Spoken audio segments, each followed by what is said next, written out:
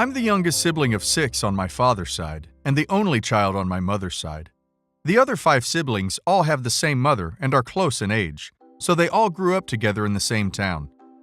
I grew up a 6-hour drive from them, and only saw them on occasion. My mother and father divorced when I was 10, and I've had zero contact with my father's side of the family until recently. About a year ago, my mother started to talk more with my dad. He came to visit us where we lived, and she flew out to visit him in Utah. Naturally, I was cold, since I hadn't seen him or talked to him in about a decade. I'm 20 now. My mom urged me to build a relationship with him and my half-sisters. I shot her down. Also during this time, I was making preparations for going off to college, so I was pretty busy. It was clear they were planning to get back together. However, my father suddenly fell sick. I was unable to visit him since I was struggling through my first semester, and plane rides, airports are incredibly taxing on me. I video called him a few times and forgave him for abandoning me for a decade. He passed away in August 2018 at 57. I was never close to him, but I still struggled with his death. I had to go to my school student support services and ask for a lot of leniency in order to pass my classes. I cried myself to sleep for weeks. I was hesitant to go to the funeral since I'm so estranged from that side of the family, but I ended up flying across the country to attend his viewing and funeral. His death destroyed my mother, and she and I were not on good terms for a few months, but we've talked through it. Since I was still his child, I had to fill out a lot of paperwork in order to get my inheritance. It didn't help that I was on the other side of the country and still drowning in schoolwork and stress. My sisters were a bit short with me when it came to filling out the papers, but I let it slide.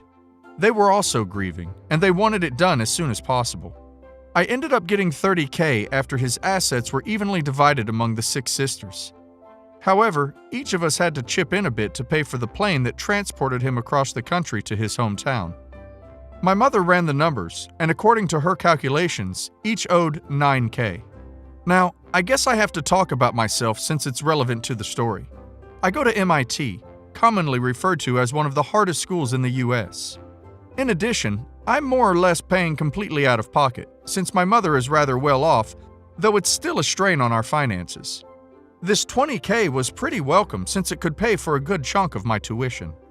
My mom has always taught me to be smart about money. Never spend more than your means, check your credit card bills with a fine-tooth comb, etc. I'm working, and my mom told me to allow whoever to withhold money for taxes rather than freaking out around tax season. My mom's incredible mind for money and great business sense has allowed her to buy 6 houses, which she rents out and manages. The money from this, along with her full-time job, allows us to live very comfortably. This is where things get dicey. My mom talks to my father's mother, my grandmother, quite a bit, and through her, she finds out my sisters sold off my father's place and got $1,000 each.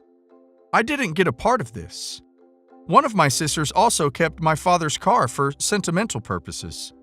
Sure, that's fine. However, my sisters demanded my mother give over my entire $30,000 inheritance to pay for my father's fees, etc. When my mother confronted them with the $9,000 figure, as well as the money they made from his place, they started coming up with excuses. Excuse number 1. I didn't help with the arrangements for selling my father's place or for arranging his funeral. You know, because I'm in college, at one of the hardest schools, on the opposite coast from them. Excuse number 2. It's tax season, and we need to help them with that. My mother and I both have our taxes withheld, so this doesn't happen to us, but we have to bail my estranged sisters out? Excuse number 3. My oldest sister is $500,000 in debt and needs help.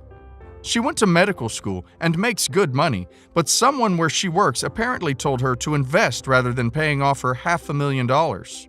So she's investing and sitting on $500,000 in debt, which is collecting interest. We have to help her pay this off, apparently. Excuse number 4. I didn't have to choose the most expensive school. I chose this school knowing we could pay it off with little to no debt. Besides, it's MIT. Post-grad salary pays itself off. My mother and I talked about this, and we decided this was the best school for me. Regardless, it's none of their business. Through all of this, my grandmother has been on my side, Dad's mother. My mother is royally pissed off at my sisters. In the divorce, my mother got 2 of my father's houses, which she has been managing since. They're both fully paid off, so everything she gets from them is profit. She was going to keep one and sell off the other eventually and split the money between my sisters. It's valued at $250K. So in my sister's greed for $21K of my inheritance, they pissed off my mother, who cared for them, and also lost $250K in the process. My mom wrote them a check for exactly our share, not a cent more, and sent it to them. They cashed it, and that's that. I was already very low contact with them before this, but my mom and I are officially no contact after this. C and I met when we were 8 years old and she moved into my neighborhood. We instantly became friends and started dating when we were 14. C ended things junior year of college. She said she needed to figure out how to be herself without me, which I guess I understood because we grew up together and had always been together, but it still broke my heart. Soon after this, my parents joined a new church and went crazy. They became homophobic, even though they were previously supportive of C and I, and just became all-around jerks. I stopped going home so I wouldn't deal with them. When I graduated college, I was pregnant. My parents freaked out when they found out, told me I needed to give them my child so they could raise them right. They called CPS and the cops on me, even though I didn't have a kid yet, saying I needed mental help and couldn't raise a kid. They said horrible things. I was scared for my baby's safety, so I got a lawyer. They got a cease and desist. I moved, changed my number, and deleted my social media. I was no contact with my entire family. My sisters were also members of the church and agreed with my parents. When my daughter was around 8 months old, C came back into my life saying that she always loved me and that she needed some time to herself, but she wanted me back. She never dated anyone else. We got back together after some time and we were really happy. She took my daughter, 2 years old now, as her own. She proposed to me a couple of months ago. I thought I finally got my happy ending. 2 weeks ago, C mentioned that my sister P was visiting our city. I instantly got red flags and I freaked out and demanded to know how she knew that. After a while, she admitted she had been talking to both my sisters for a few months and that they left their church and were very sorry about everything and wanted to reconnect. She even sent my sister a few pictures of my child. I screamed at her and told her she had no right to do that. I told her to leave and never come near my daughter or me again. She was crying and saying she only wanted our family to be together again. She didn't think I'd be mad because it was so long ago. I kicked her out. She has been texting and calling non-stop. My family now knows my city, my child's name, and what she looks like. I was advised by my lawyer to never let them meet my kid because they might try something. She knows this. Our friends have been texting me saying she knows she messed up. She thought she was doing a good thing. She just wanted to help my sisters and I reconnect, but I am pissed. She broke my trust, and I don't know if I can trust her again, especially with my kid. She showed up again asking for a second chance, and I told her she needed to stop. She asked if our baby asked about her. I said, she's 2. In 2 months, she won't even remember you. And the look of heartbreak on her face made me feel like the biggest a-hole ever. She keeps calling and apologizing, and I don't know what to do. I love her to death, but I don't know if I can take her back. Am I overreacting? Update. I just found out that my parents also left their church and got a divorce. My mom and my sisters did therapy for a while. My dad moved away and they have no contact with him. Apparently, my sisters had been trying to contact me for a while, but didn't know how. Then a few months ago, C's sister posted a photo on Facebook that shows C and I with their family. My sister saw that post and realized C and I had gotten back together and got in contact with C. C and I grew up together, so she used to be friends with my sisters before we broke up, and she believed them, but knew I would never get in contact with them myself. I also want to clear something out. The cease and desist was for my parents only. My sisters agreed with everything our parents did and said some hurtful stuff, but never tried anything themselves. Update. C told my friend that the only reason it took her so long to tell me was that she wanted to make sure their intentions were genuine. I kinda get where she was coming from, but it's still a crappy situation. My sisters and I used to be really close before everything went down, but now they are making it seem like their church brainwashed them or something. Can one church really change someone's personality this much? I'm not buying it. Also, I decided to go to therapy. Honestly, I should have started when I was pregnant. Honestly, I was thinking of calling it quits after I read through my comments, but I decided to talk to C and ask for some space. I hadn't talked to C this whole time. She kept calling and texting, but I was ignoring her. I only saw her once, and it was a very quick encounter. All my info was coming from the friend she is staying with, and she was begging me to talk to C so I could get the whole story. I asked C to talk, and she came right over. I asked to see her phone because I wanted to know exactly what she shared. She shared 2 pictures of us, but you can't really see Kiddo's face in either, just mine. She also refers to Kiddo by her nickname, never her real name, and my sisters think we live in the same city as C's sister, but we live 3 hours away. So while my sister is coming to my city, she doesn't know we live here, and it was a coincidence, not something she planned with C like I thought. Most of the texts are my sisters saying how sorry they are and how much they want to fix things. Honestly, knowing my sisters are at least regretful feels good. 2 weeks ago, I freaked out and refused to listen to anything she said. I assumed a lot of things. C still lied to me and betrayed me, but there are a lot of miscommunications. While this might not seem like much because what she did was still horrible and she broke my trust, it changes everything for me, mainly because they don't know where I live. And she knows she majorly ducked up. I really should have listened to all the facts before I freaked out and kicked her out, but she understands my reaction. I'm going to therapy, and we are going to try couples counseling, because I really do love her and hope we can work things out. Meanwhile, she has cut all contact with my sisters and will be staying with a friend. She knows it will take a long time for her to gain my trust back. I don't know if I should let her see Kiddo while we figure things out, but I know that keeping them apart is also hurting my kid, who's the only innocent person here. If anyone has gone through couples counseling while living apart with kids, how did you work that out? Not an exciting update, and probably not what you expected to hear. I know everyone was saying I should leave her, but I truly think this was the best decision for my family. As for my sisters, it seems that religious brainwashing is a common thing. Right now, I don't feel comfortable letting them in our life, but maybe someday I'll reach out. Kind of an update to my last posts. I don't know how to link them, but you can see them in my profile. So, C and I are still doing couples counseling, and things are great. She moved back in, and we are back together. Background. My sisters and I were very close growing up. They are 2 and 4 years older than me, so we did everything together before they joined their church and everything went to crap.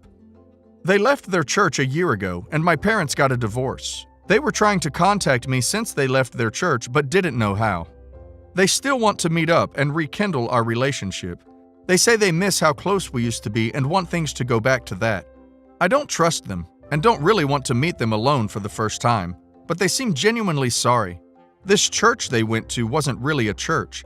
They got together in someone's house and talked about the Bible. There wasn't even a pastor there. It was some kind of radical crap. They weren't even allowed to wear anything but dresses or long skirts, and were basically told their purpose on life was to pop babies out and serve their husbands and community. I forgave them. For me, not for them really, but I'll never forget what they put me through. Now, C and I got invited to my oldest sister's wedding in a couple months. I know nothing of her fiancé or their relationship. C and I got invited. She sent an invitation and said it was her dream to have her sisters as her bridesmaids, but knows we aren't there yet. It kind of seems like a good situation to see them again for the first time, without having to talk to them for long and having other people there. The rest of my family knows what happened, but they stayed out of it. One of my cousins, the only one I still have contact with, she has always been on my side and helped me a lot, said they are really ashamed of what they've done and that she thinks going is a good idea but understands if I don't want to go. Does anyone have experience dealing with this kind of situation? Edit. Just found out that my sister's fiancé is an older guy that she met when she left the cult. He helped her get back on her feet. She quit her job when she was in the cult. They have been dating for about a year and are apparently really in love. My sister just found out she is pregnant, which is why they decided to get married soon. It is going to be a small wedding. Also, we would never bring Kiddo with us to meet them. She would stay with a trusted babysitter. Also, they don't have my number. All communication happens through C's phone. Between work and family commitments, my boyfriend and I attend a lot of events, which require dressing up. I have this one dress that I really like, and I'm able to wear it to basically anything, which is this blue off-the-shoulder dress. It's nothing special, but it fits me really well, and it's right on the line between formal and casual, which basically means I can wear it to anything, and it's super comfy. So therefore, it has become my go-to dress for most occasions. My boyfriend bought it for me, and it's not particularly sentimental or expensive. Checked with boyfriend, and it was £140 on sale, which isn't petty change to anyone in this scenario, but my sister doesn't know the cost, and I thought it was like £50 or something. But it's just a really lovely dress. My sister asked to borrow the dress a little over a week ago. She said that she and her fiancé were going to a wedding, and she needed something to wear. I've let her borrow dresses before, and I've always gotten them back, so I didn't see the harm in lending it to her. She said she'd have it back ASAP. Later that day, my parents and I get a video chat request from my sister. She's getting married. Her fiancé's brother is holding the phone. I still don't have all the details, but it sounds like it was meant to be someone else's wedding. They called it off, and my sister and her fiancé decided to use the wedding. My sister keeps talking about paperwork, so I don't think they signed a certificate, but they had a ceremony. After the ceremony, my parents invited everyone over the next day for a reception. My sister and her husband are currently living with our parents. On arrival, Mom handed me the dress in case she forgot later. I put it in the car, and the night continued without mention of it. The next day, I wake up to about a dozen missed calls and even more texts from my sister asking if Mom gave me my dress, by which I mean my sister was saying my dress, like it's hers. I say yes, Mom gave me my dress back. Sister loses her stuff, says Mom didn't check with her first, it's her wedding dress and she wants to keep it. I say she didn't ask. She says she just assumed. I say it's my dress. My sister says that's not fair, as she didn't get the big white dress she dreamed of, and I shouldn't have assumed I'd be getting it back after she got married in it. Then she asks me to give it to her as a wedding gift. I say no. She says it's not that expensive. I have loads of dresses, 4 or 5 for formal occasions and a few sundresses, while she only has one plain black dress. I won't miss this one. But I say it's my dress and I really like it, so I want to keep it. My mom, sister, and brother-in-law all feel that as the dress now holds sentimental value to my sister, I should give her my dress. And when I said I wanted to keep it, they got mad at me and said that I'm being unreasonable and basically being a total B. Dad and my boyfriend are mostly on my side, but even then they're not 100% sure. Am I the a-hole for wanting to keep it? Info to clarify. It sounds like they were attending someone else's wedding, one of the husband's relatives. Then the bride and groom backed out, and my sister and her now husband decided to not let the wedding go to waste and got married instead of them.